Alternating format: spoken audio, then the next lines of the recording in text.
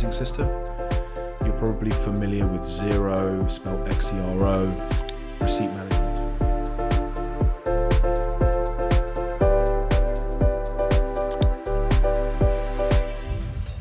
Hey guys, welcome back to another episode of Daily CEO Diaries.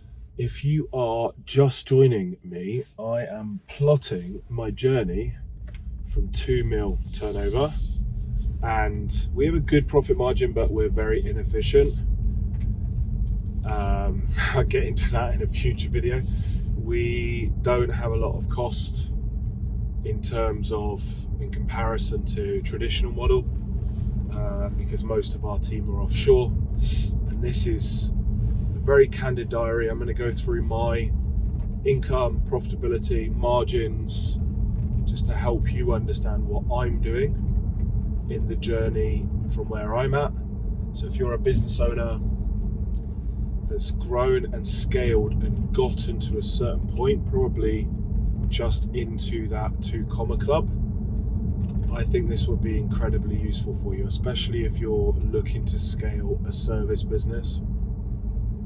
One of the things I wanted to talk about today was common reasons why businesses get up to a certain point and then really struggle to scale. So the reason I wanted to talk about this is I literally just got off a call with one of my clients. I'm not going to tell you what industry they're in or where they're located, because that might give it away in terms of who they are. But they have an amazing business. They're market leaders. Really, really good profit margins because it's a small team. They have a team of developers. They have a team of delivery individuals working with clients, and they have a low cost product.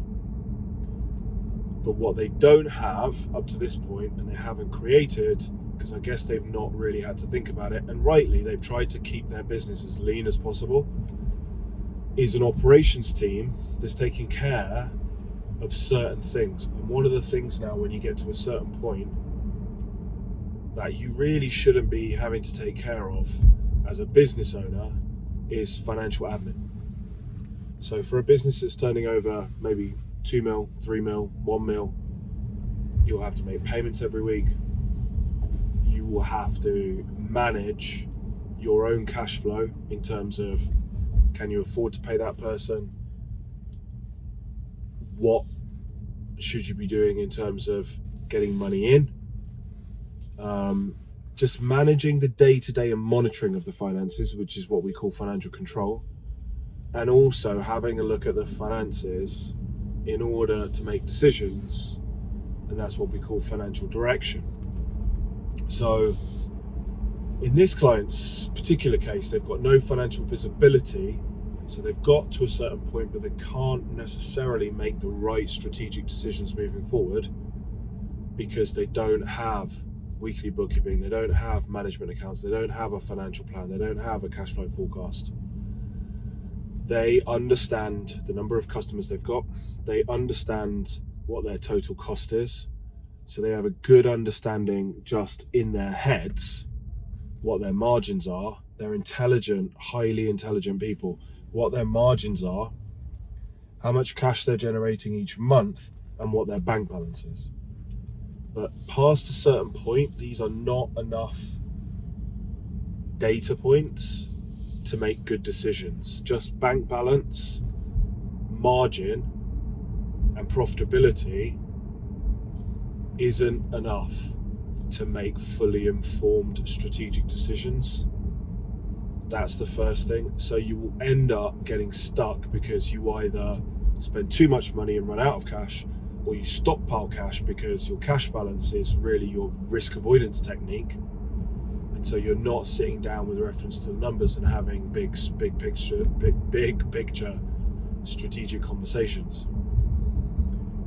The point of the call that I had earlier on, though, was literally that the financial admin had gotten to the point where it was almost a full-time job.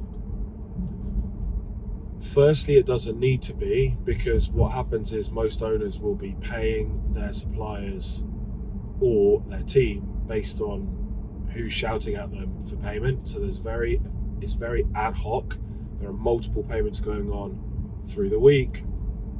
They're all being paid individually from a variety of bank accounts. Especially if you've got an international team, you might be doing 5 or 6 payments from a US bank account, 5 or 6 payments from a UK bank account, using TransferWise, using an FX broker. Like, it's a massive mess, and it's very time consuming.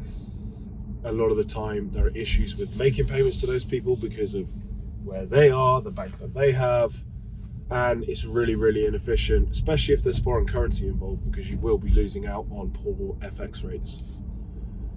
Secondly, there's a whole host of other financial administration that needs to happen with regards to the business that the business owner ends up doing. So that is what you shouldn't do. Here's what you should do. You should, at a certain point, pass that over to someone who's experienced, who can create systems for you to do things like batch make payments. Imagine if, as a business owner, you could be sent a file which had all of your approved payments for the week, or your payments to approve. You make one approval by clicking one button, having scanned the list. Your finance team click, and then 56 people, different people get paid. So if you've got the right system, it can be automated.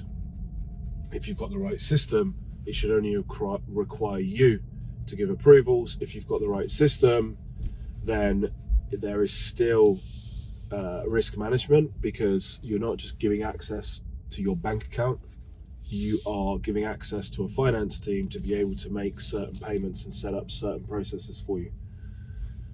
So that is really important. It's an important thing that you might not have had to think about up to this point. But as you scale, these are the kind of things that you probably haven't thought of that will end up taking up most of your time. Making payments, if you're in a service business, chasing to get paid, and all of these things. If you work with a good accountant, they've got hundreds of clients, and they've designed and mapped out and are constantly improving processes in order for you to benefit in terms of efficiency, time, clarity. For example, have just simple things like have an accounts at email address that someone else monitors and deals with your team or with your suppliers for you, has those financial conversations that you don't need to get involved in, makes the payments. Let's say they have a query, why has this been deducted? What's this payroll question? What's this? What's that? You don't need to be having those conversations as a CEO of a business. You can have a finance team in a really cost-effective manner have those conversations for you. So lesson for today really is think about where you are at in terms of your business size growth and what your financial strategy should be. And just generally speaking, are you doing things in the week that you really shouldn't be doing? I'm not going to offer a download or free resources, or these diaries are not designed to funnel you into some sort of email sequence. If you just get a spreadsheet, write down Monday, Tuesday, Wednesday, Thursday, Friday, and literally write every single task you did, categorize them into, should I be doing this or shouldn't I be doing this? If I shouldn't be doing it, who else could I get to do it? And how much time would that free up? I bet you could free up at least 10 to 15 hours a week. And what could you do with that time as a business owner? If you really got your head down and worked in your genius zone, what could you do with an additional 10 to 15 hours a week?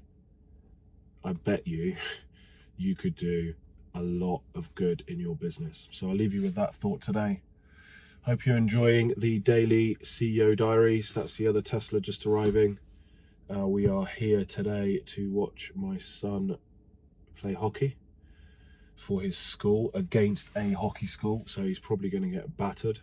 But there we are. We're here to support him. So let's hope they don't get beaten by too high a score.